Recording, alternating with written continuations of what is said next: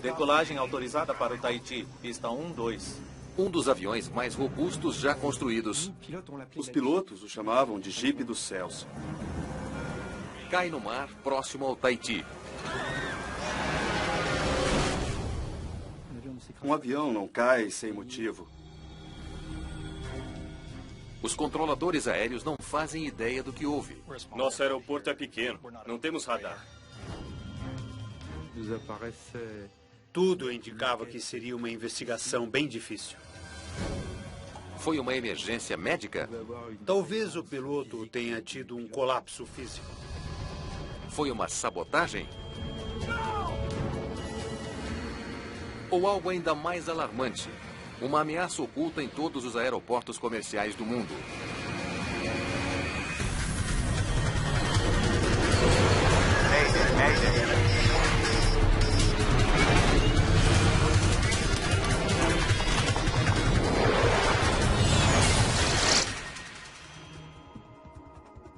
Esta é uma história real, baseada em relatórios oficiais e relatos de testemunhas.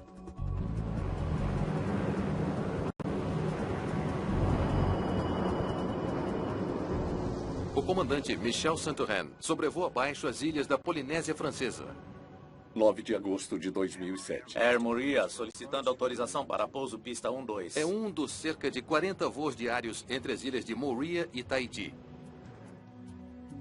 Air Moria livre para pouso, pista 1-2. Rota que Eric Limar conhece bem. A ilha de Moorea é muito próxima ao Tahiti. Não são nem 200 quilômetros de distância. É só cruzar o canal. Tahiti e Moorea são duas das mais de 100 ilhas que formam a Polinésia Francesa, situada entre a Austrália e a América do Sul. Praias intocadas e montanhas exuberantes atraem milhares de turistas por ano.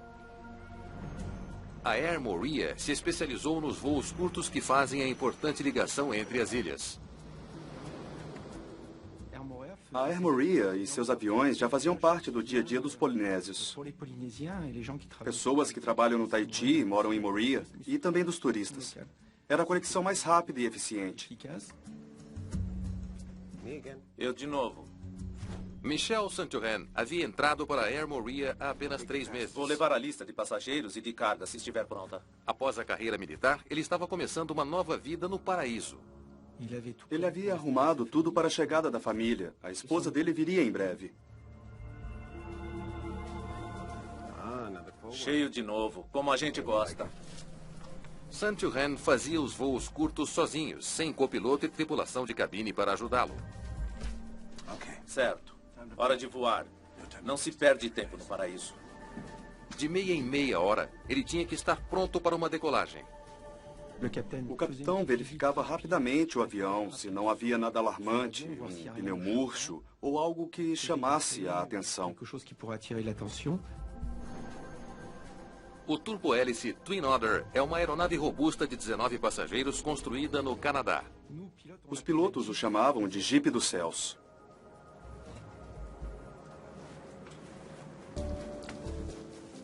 Bela camisa. Era cumprimentar rapidamente os passageiros e voltar à cabine. É ali. Algo bem rápido. Tudo bem? Ponha a bagagem aí na sua frente. Belo dia para voar. Após menos de 15 minutos no chão, Santorin está pronto para voar novamente. Controle solo. Autorização para taxiar. Air Moria, decolagem autorizada, pista 1-2. Decolagem autorizada para o Tahiti, pista 1-2. O Twin Otter tem pouca automação. Santorin pilota o avião na mão. A maioria das aeronaves comerciais modernas são equipadas com muita ajuda aos pilotos. Eletrônica, telas, mas esse tipo de avião você tem o prazer de pilotar e ter o controle total.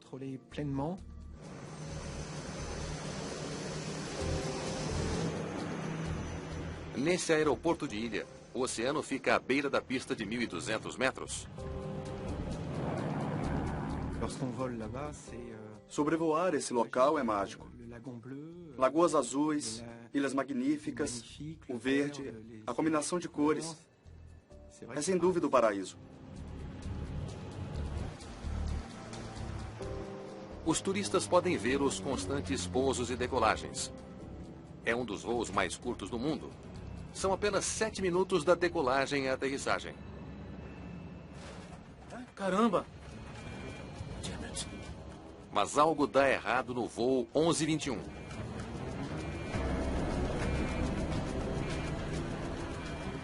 O Twin Otter perde altitude rapidamente e mergulha abruptamente. Menos de 2 minutos após a decolagem, o voo 1121 cai no Pacífico.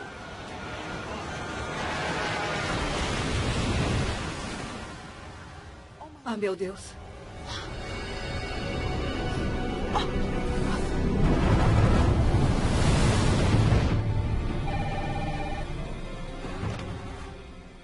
A torre é comunicada do que foi visto. Está flutuando ou afundou? Os pescadores locais correm para ajudar, mas não encontram sobreviventes. Apenas corpos. As 20 pessoas a bordo estão mortas. Todo mundo morreu. Nenhuma pessoa sobreviveu. Nunca me esquecerei. Foi horrível porque, apesar da queda, tínhamos esperança de encontrar sobreviventes, nem que fossem poucos.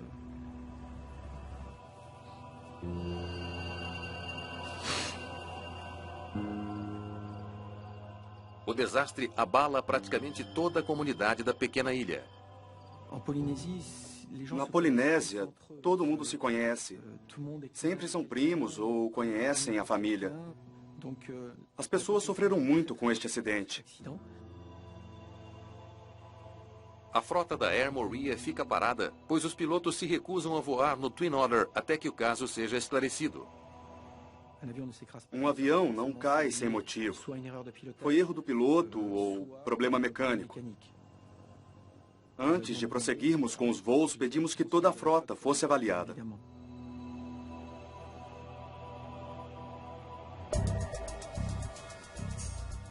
Bom dia.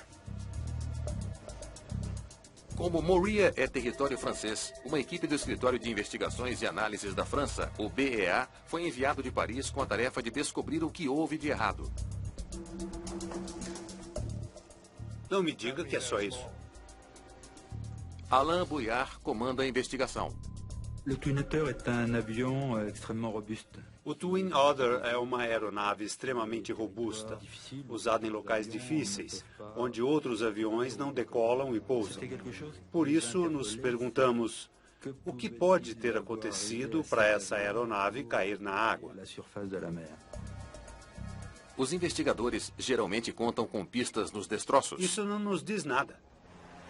Mas a maior parte do avião está no fundo do oceano. Bouillard só terá material se conseguir recuperar peças vitais. Vamos precisar de mais destroços que isso. Há outra razão para se encontrar o avião. Diferente de grandes aeronaves, os Twin Otters não são obrigados a portar gravador de voz na cabine. Mas a Air Morea instalou mesmo assim. O equipamento pode conter as respostas. Esperávamos encontrar, além da gravação de voz da cabine, a gravação de qualquer alarme que tivesse soado. Mas encontrar o gravador de voz nas águas profundas da costa de Morea será um grande desafio. Fundo demais para mandar mergulhadores. A profundidade na região era de 700 metros. Obviamente, mergulhadores não podem ir. Tem que ser um submarino comandado por controle remoto.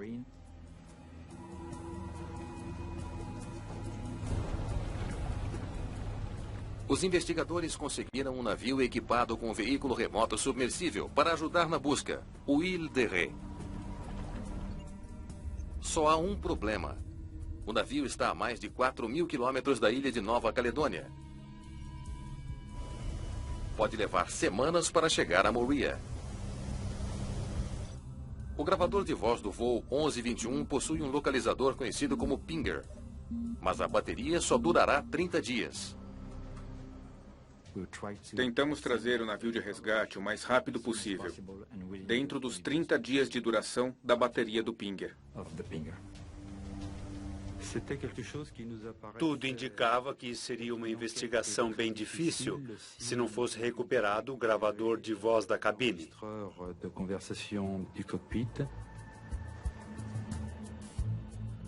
Enquanto isso, os investigadores conversam com o controlador do aeroporto. Os registros do radar poderiam dar pistas do que causou a queda do avião.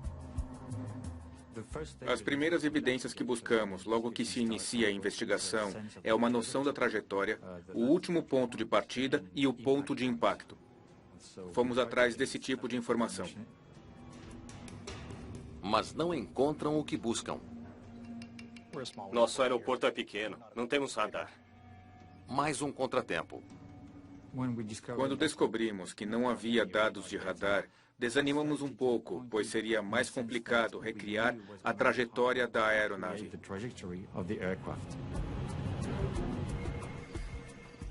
Eu vi o avião subindo e de repente mergulhou no mar. Até o Will de Ré chegar, os investigadores só podem contar com as únicas evidências disponíveis: o relato das testemunhas do desastre. Achamos importante coletar os relatos das testemunhas que poderiam nos ajudar a entender o que houve. A maioria das testemunhas estava na praia, em Moorea, ou em barcos pescando. Todos afirmavam ter visto a aeronave subir normalmente. Todos os dias, mais de 500 Twin Otters voam pelas rotas mais desafiadoras da Terra, do Outback australiano à tundra congelada do extremo norte. Se há uma falha fatal no reconhecidamente resistente Twin Otter, a aviação mundial precisa saber o quanto antes. Esse fato aumenta a pressão sobre os investigadores para saber o que derrubou o voo 1121. Ele subia normalmente e, ao que tudo indica, perdeu o controle do avião. Talvez tenha sido o peso. Quando há um desbalanceamento devido ao peso, geralmente os problemas aparecem logo após a decolagem. Calcular com precisão o peso da carga, dos passageiros e do combustível é crucial em pequenos aviões de passageiros. Um erro pode ser fatal, o que foi demonstrado em um desastre aéreo nos Estados Unidos em 2003. O voo 5481 da US Airways Express parte de Charlotte, Carolina do Norte. Apenas 30 segundos após a decolagem, os pilotos perdem o controle do Beechcraft 1900. O avião de passageiros mergulha ao solo, atingindo um hangar do aeroporto e matando as 21 pessoas a bordo. Os investigadores descobriram que a aeronave estava com um perigoso excesso de carga, mais de 250 quilos acima do limite permitido para a decolagem. Os funcionários estimaram incorretamente o peso de passageiros e bagagens. É muito importante saber o peso de sua aeronave antes de decolar. Por isso, logo investigamos essa questão no início dos trabalhos. 19 passageiros, mais combustível e carga. A equipe do BEA verifica a documentação de carga e balanceamento do voo da Air Moorea e não encontra problemas. Estava tudo dentro dos limites do fabricante. Era para dar tudo certo. Não foi o peso que derrubou o avião.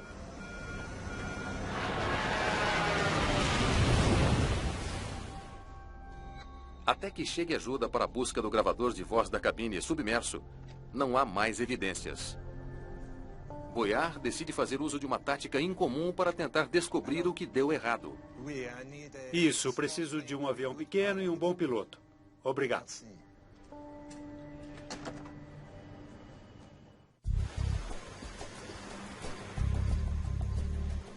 Sobre a ilha de Moorea, Alain Boyard faz um voo incomum em um pequeno avião de passageiros.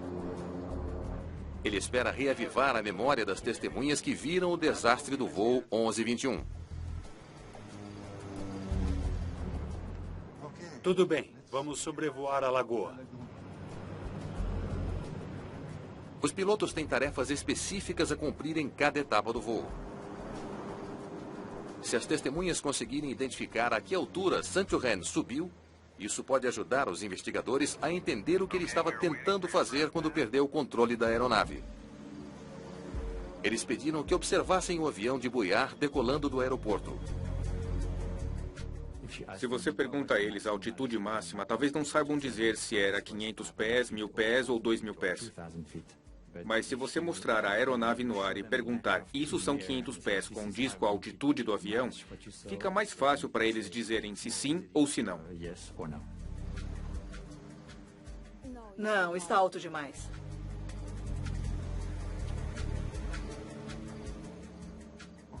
Vamos passar mais uma vez, só que mais baixo. Perguntamos às testemunhas qual dos voos recriados condizia mais com o que lembravam do dia do acidente. Foi exatamente aí que vi o avião. É essa altura. Excelente. Estamos a cerca de 400 pés de altura. Muito bem. Vamos voltar.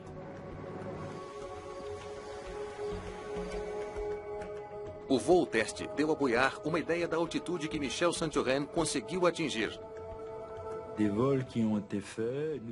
Os voos nos permitiram estimar a altitude em que o voo mudou sua trajetória. Seja qual for o problema, ocorreu enquanto ele ainda subia. Mas ele ainda não sabe o que causou o mergulho súbito do avião. Nem por que o piloto não conseguiu revertê-lo. Quando um avião mergulha após a decolagem, podemos considerar, obviamente, falha no motor. Falha nos dois motores. Um Twin Otter pode voar com segurança com apenas um motor. Mas a falha de ambos poderia causar o mergulho abrupto testemunhado na praia. Era uma possibilidade. Fazia sentido em termos de trajetória. Mas os dois motores falharem exatamente na mesma hora é uma eventualidade extremamente rara. A falha dos dois motores pode ser causada por falta de combustível, o que é pouco provável após a decolagem. E não podemos desconsiderar a ingestão de pássaros nos dois motores, muito improvável também. A maioria das testemunhas relata ter ouvido o barulho dos motores quando o avião passava. A falha nos dois motores se torna ainda mais improvável.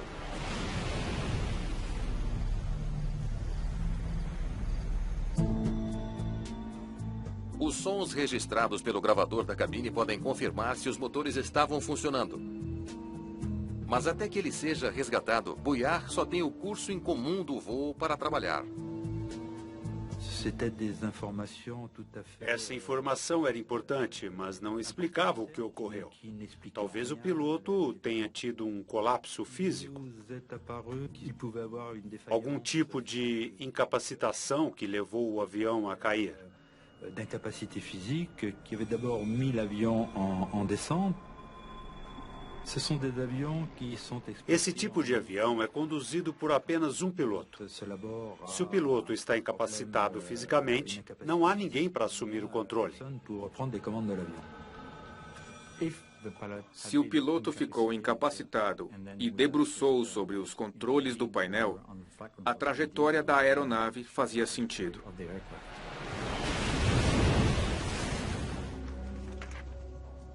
O corpo do comandante foi encontrado e enviado para a necrópsia. O médico legista buscou sinais de algum quadro médico que pudesse interferir na habilidade do comandante de pilotar. Mas quando Buyard lê o laudo, não morreu de ataque cardíaco. Volta a estaca zero. Não havia nenhuma indicação de problema de saúde. Fazemos check-ups regulares. E ele passava em todos. Descartamos a hipótese de incapacitação do piloto como causa do acidente.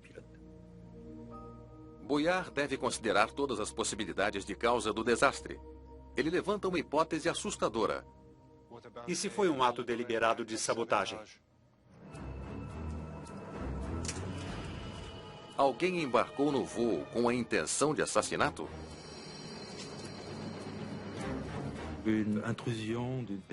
A invasão da cabine era algo plausível. Boyard sabe que isso já aconteceu. 7 de dezembro de 1987. Um funcionário descontente da companhia aérea consegue embarcar armado no voo 1771 da Pacific Southwest Airlines. Durante o voo, atira no ex-chefe. Corre para a cabine, onde atira em uma comissária e nos 2 pilotos. Em seguida, força o avião a mergulhar abruptamente. Não há esperanças para as 42 pessoas a bordo. O pequeno jato se choca com o morro da Califórnia e se desintegra. Sinto muito, mas o senhor não pode entrar. O que está fazendo? Se alguém invadiu a cabine do voo 1121 da Air Maria e agrediu o piloto, o som da briga estaria registrado no gravador da cabine. Nesse ponto da investigação, estava claro que precisávamos encontrar o gravador de voz da cabine.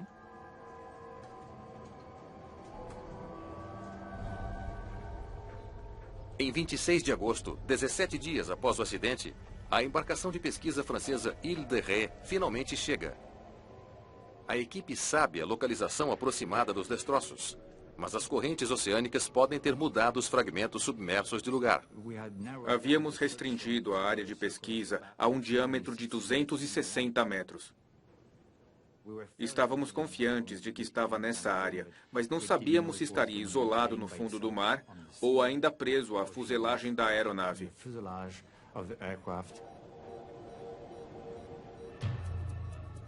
Eles partem atrás do sinal do localizador do gravador. É o som que estamos procurando. Os técnicos do Ile de Ré lançam um veículo submersível de operação remota, ou ROV, na direção do som.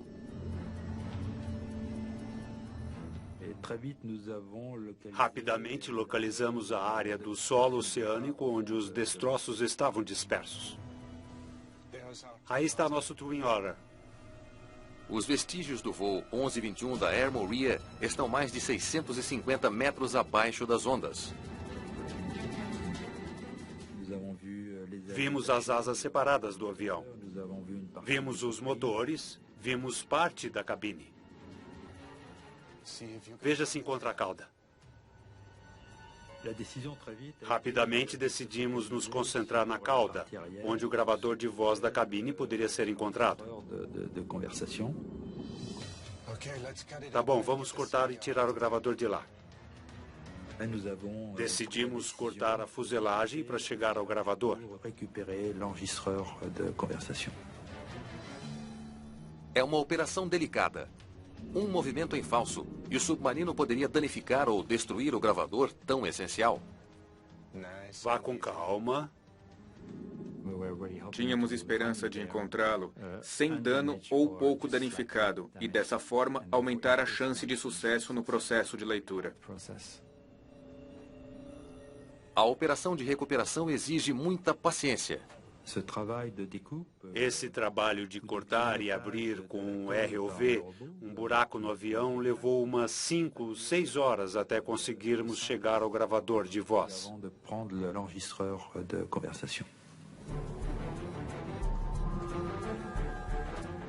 Finalmente, a equipe desobstrui o gravador.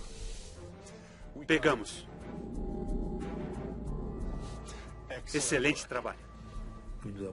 Foi um grande alívio.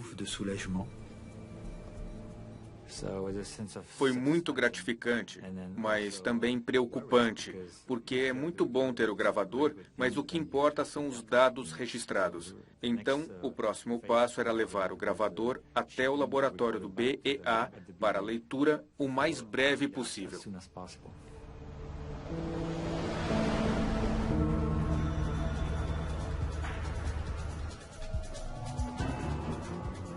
Além do gravador de voz, a força de recuperação resgatou outros destroços importantes. Decidimos resgatar algumas peças que nos pareceram necessárias, além da informação do gravador. Eles queriam os motores.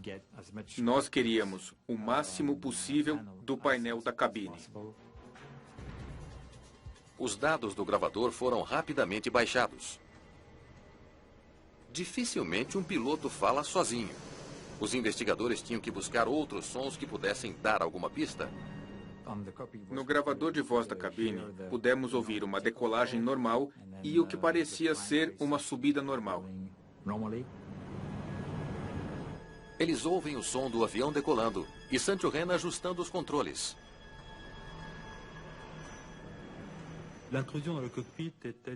A invasão da cabine ainda era uma possibilidade. Estávamos esperando a gravação para descartar essa hipótese. Não há som de um invasor na cabine. A primeira impressão que tivemos ao ouvir a gravação era de que não houve invasão, de que não havia mais ninguém na cabine.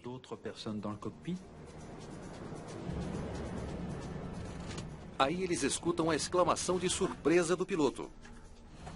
Caramba!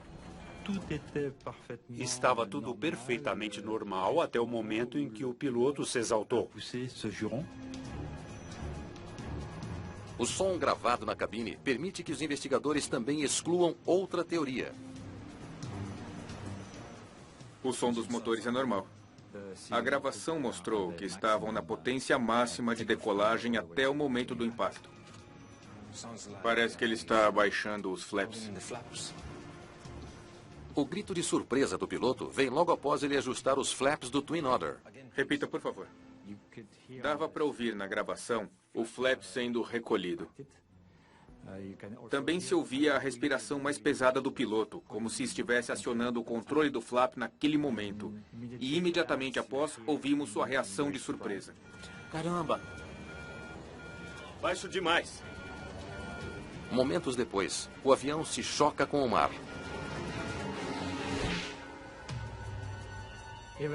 Mesmo com a experiência, é sempre muito difícil ouvir a gravação da cabine, especialmente quando se sabe que o final é trágico. Tem a ver com os flaps. Só não sei como.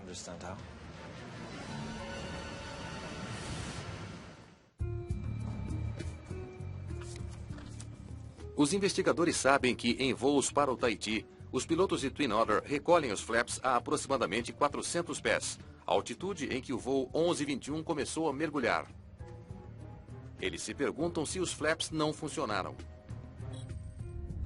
Antes da decolagem, os pilotos rotineiramente estendem os flaps das asas para aumentar a sustentação durante a subida.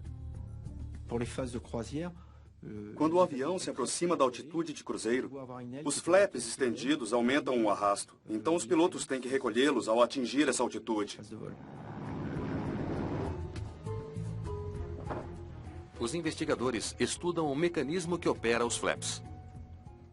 Recuperamos o acionador dos flaps e pudemos analisá-lo. O acionador está na posição correta e não há sinais de mau funcionamento. Os flaps estão corretos. Os resultados mostraram que os flaps estavam recolhidos no momento do impacto.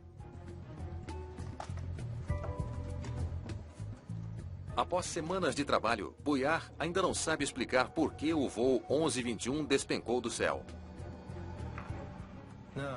Vamos dar uma boa olhada nesses cabos. Ele se concentra nos cabos que operam superfícies de controle cruciais na cauda do avião. Restou a possibilidade de pane ou falha mecânica.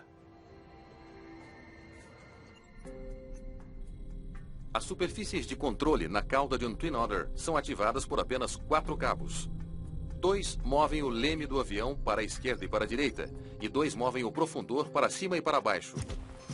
Os 4 foram danificados no desastre. Bouillard procura qualquer evidência de quando e como se romperam. Cabos de avião são constituídos de vários fios finos torcidos e depois trançados para maior resistência. 3 cabos se desenrolaram, indicação clara de que foram cortados abruptamente no impacto. É dano do impacto. Mas um cabo estava diferente. Mas este aqui é interessante. Ele não se rompeu com o impacto. Um dos cabos estava rompido de forma diferente do que os outros 3. Isso era algo que tínhamos que investigar. 2 cabos comandam o profundor na cauda. Um o empurra para baixo e baixa o nariz. E o outro puxa para cima e eleva o nariz. Foi esse que se rompeu antes do impacto. Se ocorreu durante o voo, o avião teria sofrido um mergulho súbito. Caramba! A falha no cabo de elevação do nariz era compatível com a trajetória descrita pelas testemunhas. Mergulhou no mar. Finalmente, os investigadores entenderam por que Michel Saint-Ouen perdeu o controle do seu Twin Otter. Foi uma falha mecânica rara e totalmente imprevista. Baixo demais. Revelação que leva a uma questão ainda mais urgente. Vamos enviar isso a Estelle em Paris e ver o que ela nos diz. Eles têm que descobrir por que o cabo se rompeu antes que isso volte a acontecer.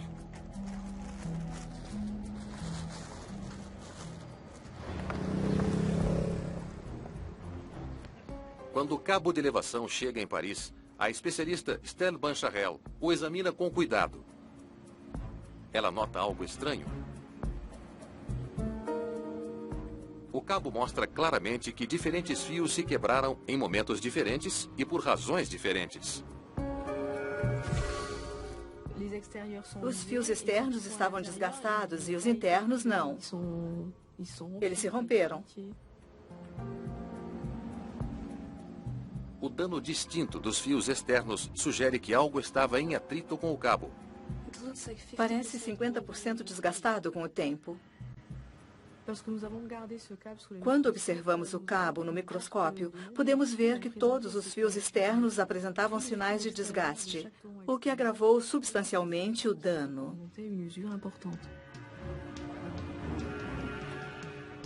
O cabo de elevação do nariz vai do manche na cabine ao profundor, passando por várias guias plásticas. Toda vez que o piloto sobe o nariz, o cabo fricciona nas guias de plástico. O maior desgaste pelo uso se dá durante pousos e decolagens. É importante que os mecânicos monitorem o número de voos a fim de avaliarem o desgaste. 48. Os registros da companhia forneceram uma pista perturbadora. Mais de 50 voos aqui.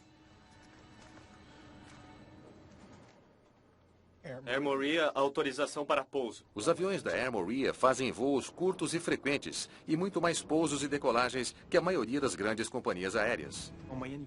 Em média, eram de 50 a 70 decolagens e pousos por dia, com o mesmo avião. Os investigadores precisam descobrir o quanto todo esse movimento de vai e vem pode ter afetado o cabo de elevação. Eles projetam um teste que reproduz o atrito no cabo. Mas outro fator deve ser levado em consideração. É o único avião na frota da Air Moria com cabos de aço inoxidável. Descobrimos que o tipo de cabo de controle dessa aeronave era diferente. O avião do acidente é novo na frota da Air Moria. Os cabos de controle das outras aeronaves são feitos de aço carbono. Mas os cabos do voo 1121 são feitos de aço inoxidável. O aço inoxidável resiste mais à corrosão do sal que o aço carbono. Fazia sentido usar cabos de aço inoxidável para que não sofram tanta corrosão no ambiente altamente salino, onde os cabos poderiam ser mais suscetíveis à corrosão do que em regiões terrestres. Mas os cabos de aço inoxidável também têm uma desvantagem. Eles se desgastam mais rápido com um atrito. Questão que a Air Moria deixou de observar na elaboração do cronograma de manutenção do Twin Otter que caiu. O cabo de aço inoxidável contém cromo, o que torna mais resistente à corrosão. Mas também contém níquel, o que pode torná-lo mais suscetível ao desgaste. Os resultados de laboratório confirmam que os voos frequentes ajudaram a desgastar o exterior do cabo de aço inoxidável. O aço inoxidável se desgastou como no Air Moria. O desgaste ocorreu devido ao atrito com partes do avião. pode ser uma descoberta crucial. Finalmente uma explicação para o rompimento de um cabo essencial durante o voo. Os investigadores suspeitam que o atrito afinou tanto o cabo que este se rompeu quando Saint-Johann estava elevando o profundor para subir. Baixo demais. A princípio, pensamos que o cabo havia se rompido devido ao desgaste. Foi a primeira impressão porque o desgaste era significativo.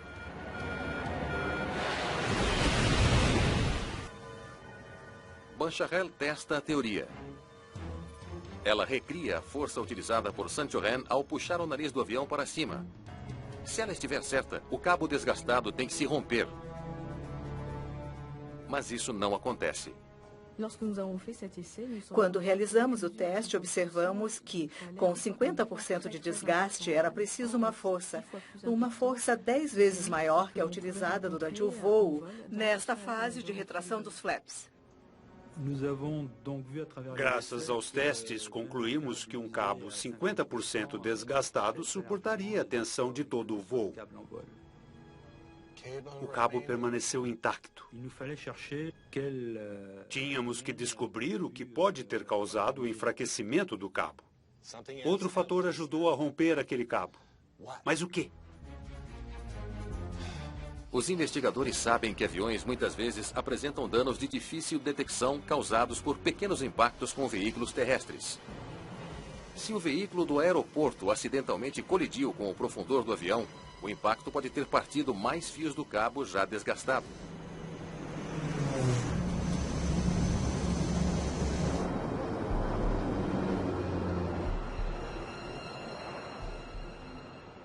Boyard verifica os registros de ambos os aeroportos da rota do Twin Otter, o de Moorea e o do aeroporto maior do Tahiti, onde o avião passa a noite.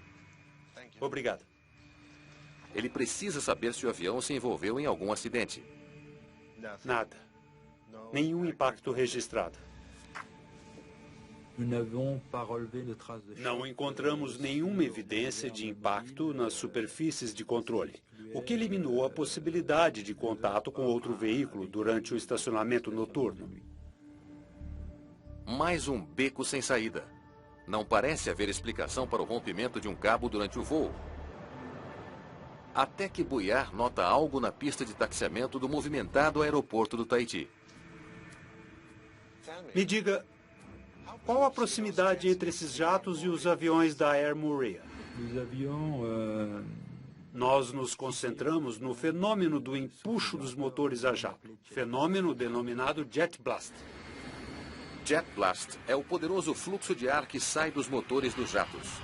Os ventos com força de furacão podem chegar a 160 km por hora. Um avião em sua potência máxima, como um Airbus ou um Boeing, pode mover um avião pequeno que esteja a poucos metros. É uma força fenomenal.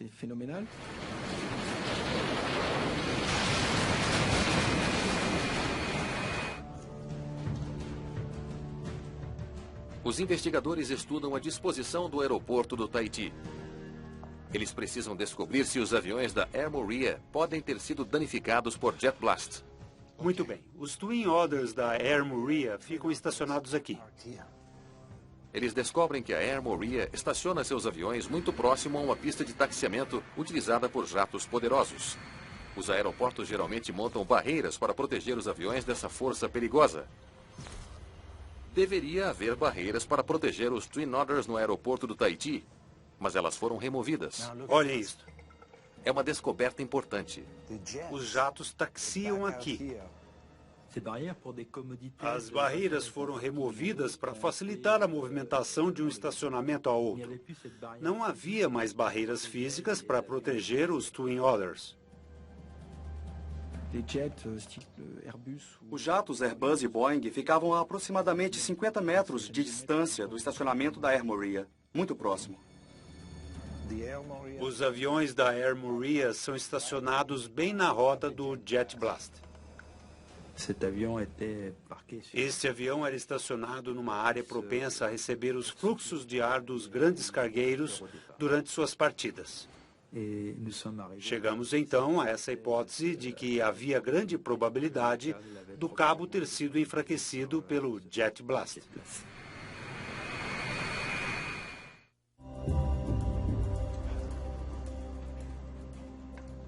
Alain Bouillard descobre que os aviões da Air Morea são particularmente vulneráveis ao Jet Blast devido a uma política de prevenção de acidentes da companhia. Os Twin Otters são estacionados com os profundores travados para baixo. É impossível decolar com os profundores travados.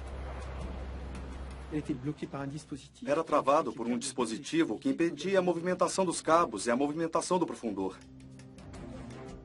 Mas em posição abaixada, os efeitos nocivos do Jet Blast provavelmente aumentaram.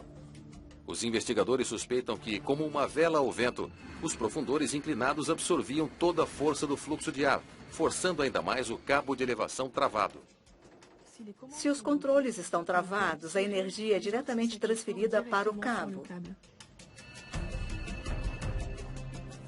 Eles agora se perguntam se o Jet Blast é suficiente para romper um cabo já desgastado.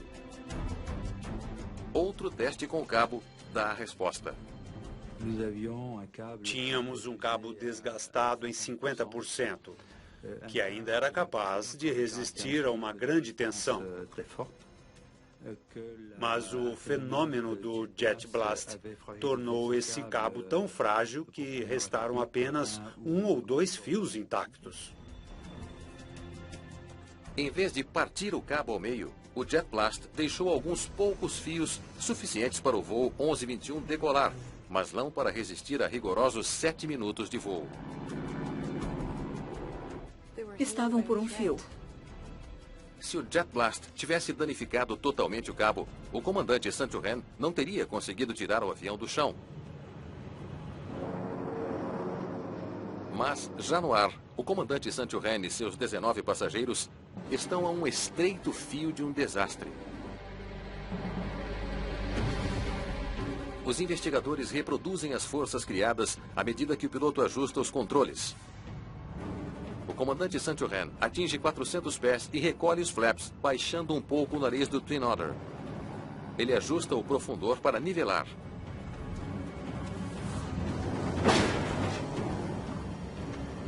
O suficiente para romper o último fio do cabo desgastado e danificado.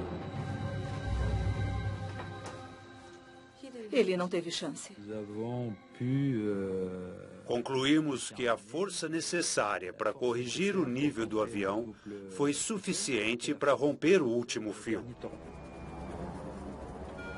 Não havia nada que o piloto pudesse fazer para salvar o avião e seus 19 passageiros.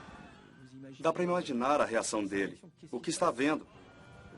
O cabo se rompeu, o manche voltou e, enquanto analisa a situação, o avião cai muito rápido, em poucos segundos atinge o mar.